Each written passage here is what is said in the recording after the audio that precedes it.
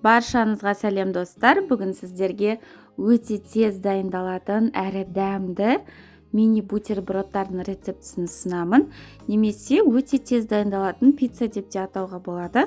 Ол үшін ең алдымен бізге қажетті ингредиенттердің барлығын видеода көрсетілгендей көбік тәрізді етіп турап аламыз.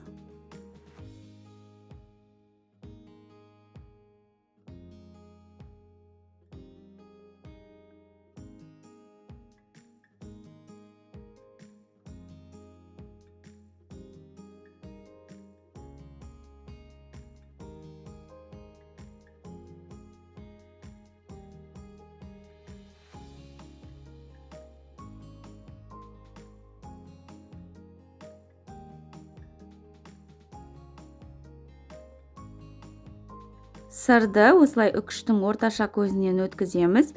Енді тураған заттардың барлығын бір табаға салып, майонез қосып араластырамыз.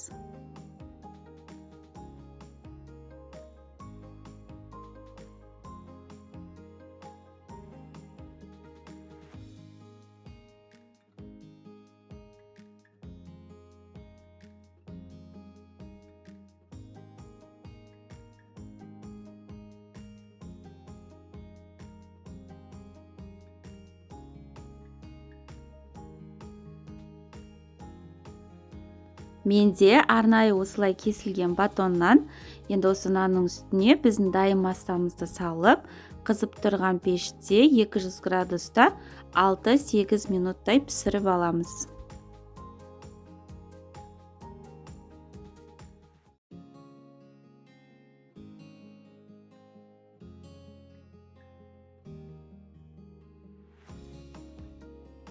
Міне біздің бутербродтарымыз дайын.